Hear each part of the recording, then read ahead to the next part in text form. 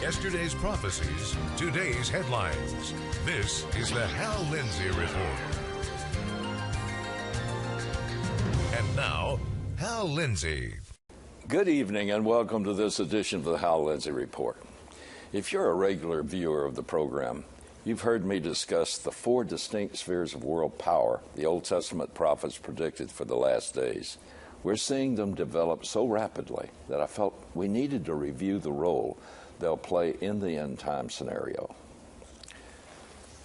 The prophet Daniel foretold the rise of the Roman Empire, its fall from political power, and its ultimate revival in the last days.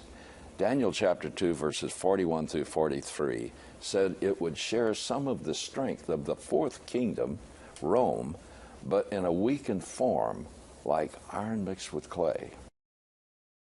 In that you saw the feet and toes, partly of potter's clay and partly of iron. It will be a divided kingdom, but it will have in it the toughness of iron, inasmuch as you saw the iron mixed with common clay.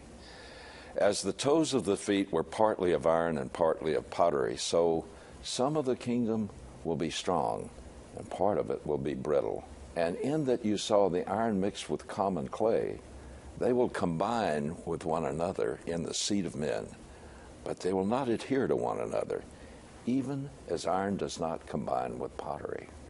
Now allow yourself to ponder this incredible prophecy in the light of today's events. In fact, if you watch and listen to the daily news, you'll see various parts of these prophetic themes repeatedly.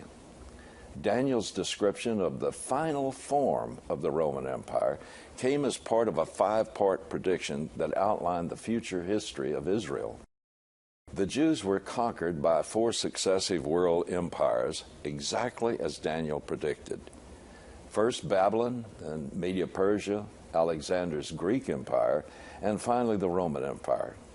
There remains an unfulfilled final week of years during which Israel will be subordinated to the reincarnate Roman Empire led by the Antichrist.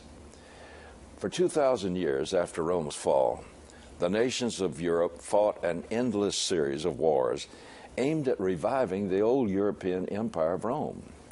For those same 2,000 years, there was no Israel to experience Daniel's 70th week, which was absolutely necessary. In 1948, Israel declared its rebirth on its ancient homeland. That same year, Europe began to come together in a grand economic alliance, forging a new pan-European empire by peaceful means for the first time since the fall of Rome. The first sphere of global influence in the last days, the revived Roman Empire, is, as Daniel prophesied, partly strong and partly weak. What divides it are the competing self-interest of the member states in a democratic alliance. And if you read the newspaper, you know that the tremendous wealth and strength of some members of the European Union is compromised by the enormous weakness and financial distress of other members. So the entity we know as the Eurozone is strong on paper, but weak and vulnerable in reality, like iron and clay. Now, the second sphere of global power was predicted in detail by the prophet Ezekiel, would you believe, 2,650 years ago? Like Daniel, his prophecy required the existence of a nation called Israel at the same point in history as his prophesied alliance. Ezekiel predicted a partnership between this power and Persia, or modern Iran, together with many others that would launch an invasion against the reborn state of Israel. Echoing Daniel's prophecy, Ezekiel wrote, "And you will come from your place out of the uttermost parts of the north, and you shall come up against my people Israel like a cloud to cover the land. In the latter days I shall bring you against my land." Now, some people unfamiliar with this prophecy may ask, how do you identify Russia as the one described in this prophecy as Gog? There are three clear clues. The first clue is the time factor. This event happens in the last days shortly after the Jews have been brought from their predicted worldwide dispersion and made a nation again. Ezekiel prophesied about the power from the north this way. After many days you will be summoned. In the latter years you will come into the land that is restored from the sword, whose inhabitants have been gathered from many nations to the mountains of Israel, which had been a continual waste. But his people were brought out from the nations and are living securely, all of them. The second clue is the geographical home from which this power comes. It comes from the uttermost or extreme north. That's the meaning of the Hebrew word used here. It's the uttermost or extreme north from Israel. Whenever directions are given in prophecy, they assume Israel as the center point, unless noted otherwise. Now, there's only one nation to the uttermost or extreme north of Israel: Russia. The third clue is ethnic. Ezekiel predicts the tribal forefathers that merged together and became known as the modern ethnic Russian people. Son of man, set your face toward Gog of the land of Magog, the prince of Rosh, Meshach, and Tubal, and prophesy against him. These names are mentioned in an ancient history as living to the north of the Caucasus Mountains. Herodotus, a noted Greek philosopher of the 5th century BC, wrote of Meshach and Tubal. He identified them in his time as the Samaritans and the Muscovites who lived in the northern Asia Minor. Do you note the sound Muscovite? Probably Moscow came from that word. Josephus, an important Jewish historian of the late 1st century A.D., wrote of a people of his day known as the Muscovy and the Thobalites, who were founded by Meshach and Tubal, respectively. He also said that the people called Magog were now called the Scythians by the Greeks. It's the Scythians who are known as the primary ethnic origin of the Russian people after the 5th century. The amazing prophecy should convince the staunchest critic that only God could inspire such accuracy of events some 2,650 years before they happened. The idea of a new Russia became popular in the 1990s after the disintegration of the Soviet Union. There were visions of a new, vibrant Russian partnership. The Bible envisions no such peaceful East-West partnership. Russia's role in the last days is that of a hostile invader who ultimately marches at the head of a Persian Islamist alliance against Israel. Ezekiel predicts this will happen at a time when Israel will be a land of unwalled villages. This apparently refers to a false security that will result from a predicted covenant that guarantees their security. The problem is that the one who guarantees it is the Antichrist of Rome. Ezekiel prophesies that the Russians will be drawn into this conflict as if it had hooks in its jaws. In the last few years, not only has Russia built Iran's nuclear reactors, but it has supplied weaponry to protect them. It has also become Iran's prime protector in the United Nations Security Council. An Israeli attack against Iran's nuclear facilities would whip up Islamic sentiments to a fever pitch. And Russia, having billions of dollars at stake, and no doubt many casualties among the Russian nationals working at the nuclear sites, would be under considerable domestic pressure to retaliate against Israel. The word picture painted by Ezekiel of a reluctant Russian bear goaded into an Iranian Islamic invasion of Israel is stunning, especially given the time frame. He says it will be in the last days when Israel is once again a nation in its historic homeland. The book of Revelation introduces the third sphere of global power that will be a major player in the last days: the kings of the East. Little is mentioned in the Bible about this Asian world power until the climactic events of the tribulation that lead to Armageddon. What is strange about the introduction to this power is that God releases 4 powerful fallen angels that are so violent they have been bound at the river Euphrates for centuries. Revelation chapter 9, verses 13 through 18 predicts who these 4 angels will stir into action and what they will be led to do. Listen. I heard a voice saying to the 6th angel who had the trumpet, "Release the 4 angels who are bound at the great river Euphrates." And the 4 angels who had been prepared for the hour and day and month and year were released so that they would kill 1/3 of mankind. The number of the armies of the horsemen were 200 million. I heard the number of them. And this is how I saw in the vision the horses and those who sat on them. The riders had breastplates the color of fire and of hyacinths and of brimstone, and the heads of the horses are like the heads of lions, and out of their mouth proceeds fire and smoke and brimstone. 1/3 of mankind was killed by these 3 plagues, by the fire and the smoke and the brimstone which proceeded out of their mouth. This is a description of something far in the future of ultimate technology that a 1st century man like the Apostle John was trying to describe. I believe what we have here are advanced mobile vehicles that can fire nuclear weapons. Now, the Bible rarely emphasizes that something that is about to happen was prepared for the exact hour, day, month, and year. Yet these 4 angels were carefully prepared to execute what they are about to do. It says they were released for the purpose of killing 1/3 of mankind. The 4 evil angels that were bound will use 200 million soldiers that come from east of the Euphrates River, which was the ancient boundary between Asia Minor and Asia. So they come from Asia to fulfill their purpose. In chapter 16, verse 12, they're called the kings, plural, of the east.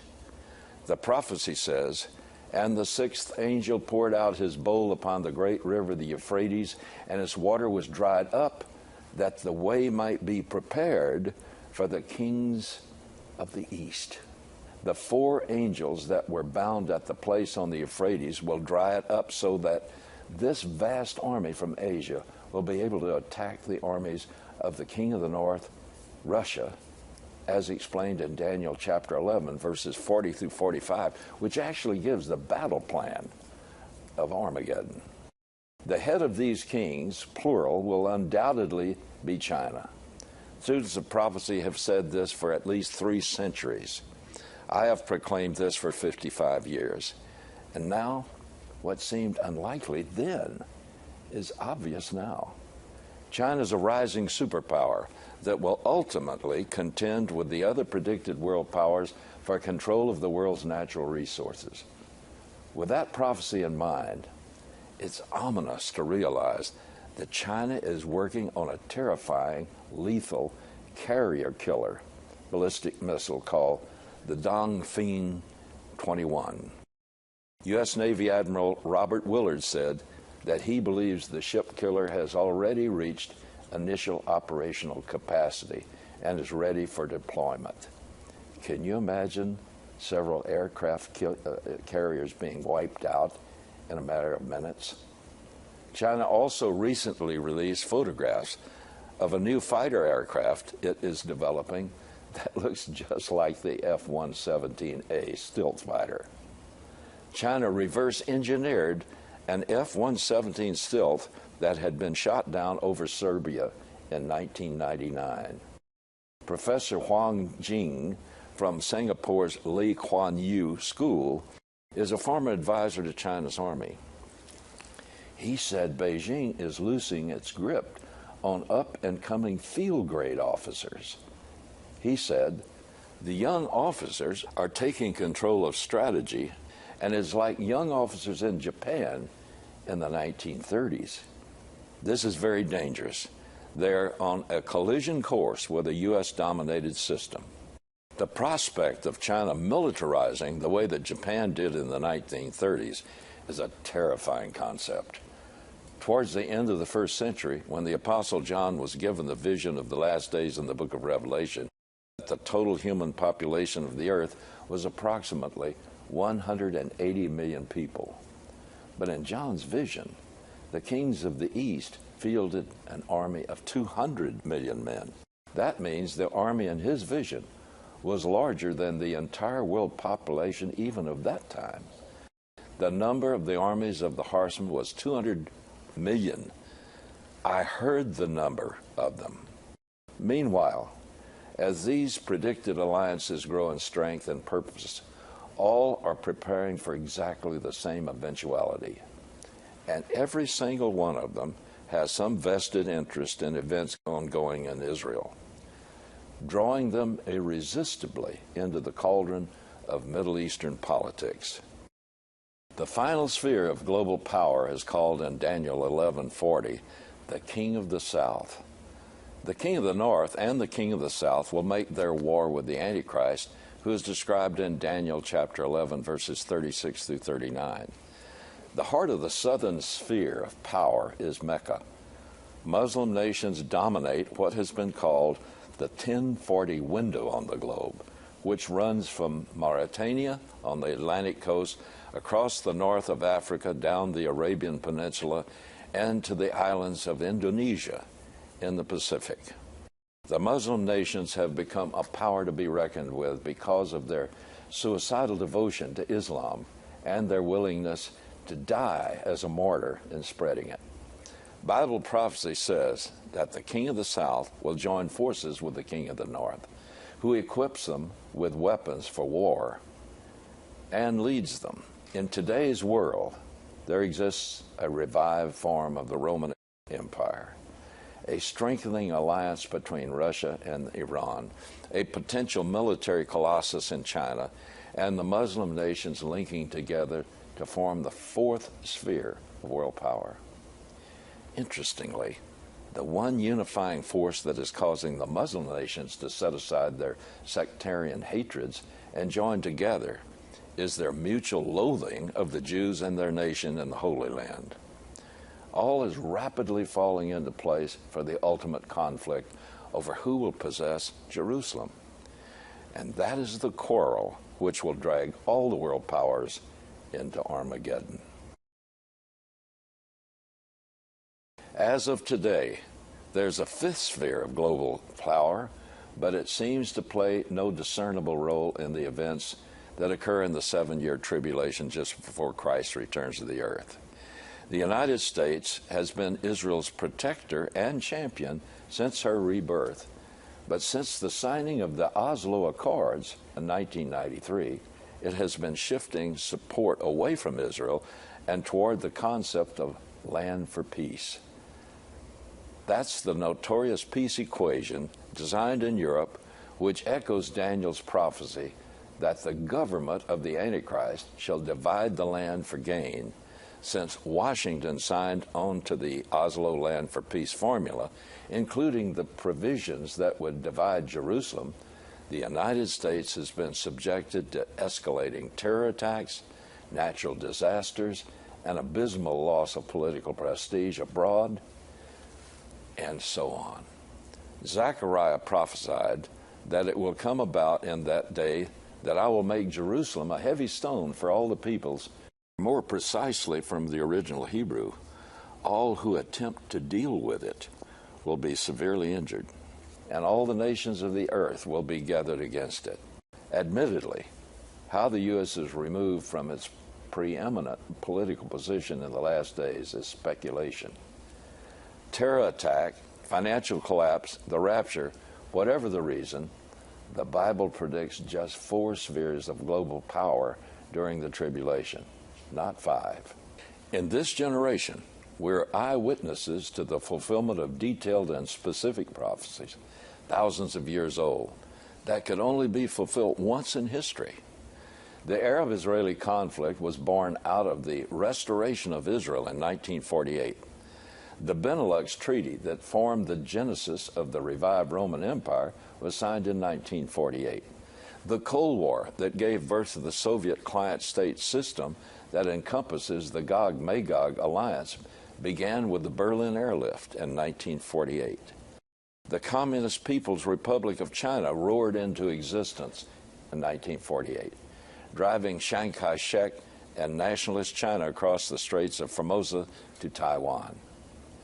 We're now reaching the latter years of the generation that saw the birth of these alignments predicted by the ancient prophets.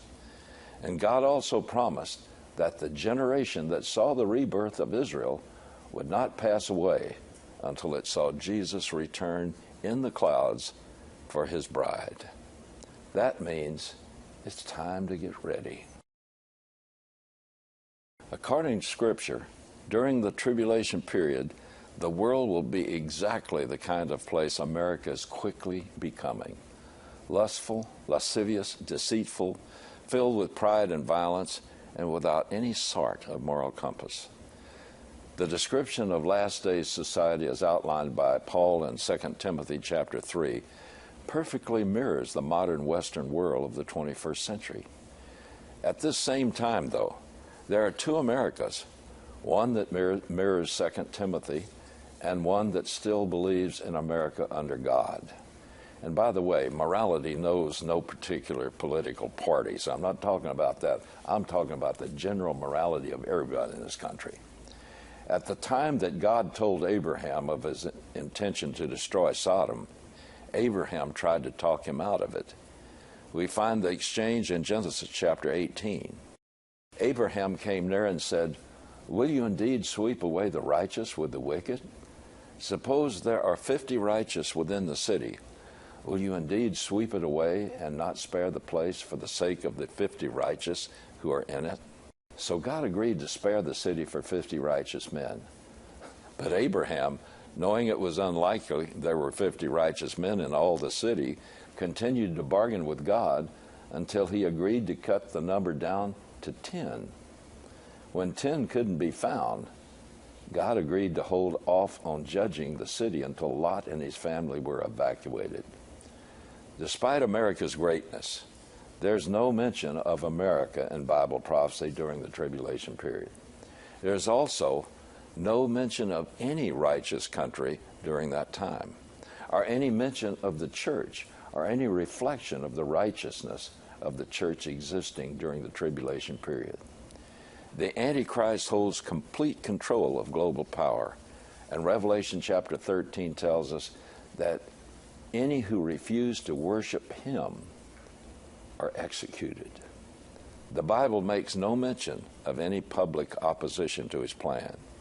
It is impossible to imagine that being the case if the church is present, since Christian America would not stand for it. They would rather be martyred. Abraham didn't literally talk God out of it when God outlined his intention to destroy Sodom. Abraham had no need to lecture God about righteousness. The reason for the exchange is to establish the basic principle of the rapture of the church in the last days. Just as God would not judge Sodom while Lot and his family inhabited the city, God is withholding the judgment of the world that will come during the tribulation period while the church remains on the earth. But judgment is coming, which means our time here is short, and there remains much left to do. You know, the most important thing you can get out of this message today, the Bible, because of fulfilled prophecy, shows us the Bible is God's Word. And God's Word tells us that every man is born with a sin nature, because man went his own independent way and chose to reject a relationship with God. God had to, in great love, find a way to remain righteous and still be able to bring rebellious man back to himself. So he solved the problem by the second person of the Godhead stepping out of eternity into time and becoming a man only born without sin because he had no human father.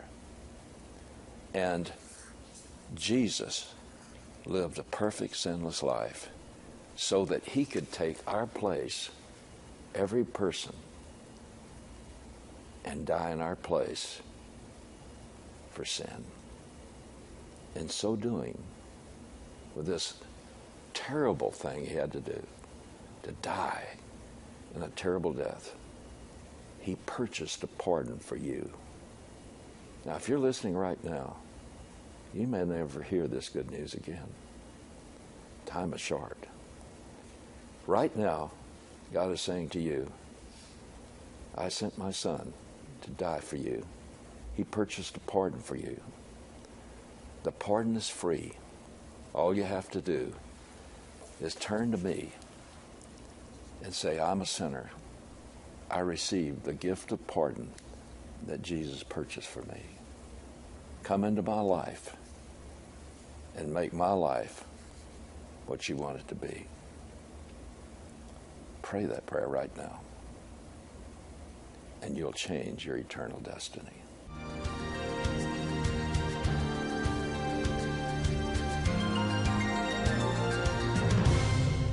That's it for tonight, folks.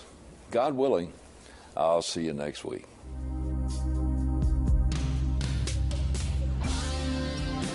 You've been watching the Hal Lindsey Report. To support this program, send your tax-deductible gift to Hal Lindsey Media Ministries, P.O. Box 470470, Tulsa, Oklahoma 74147. You can also support this ministry online. Visit hallindsey.com or call 1-888-RAPTURE.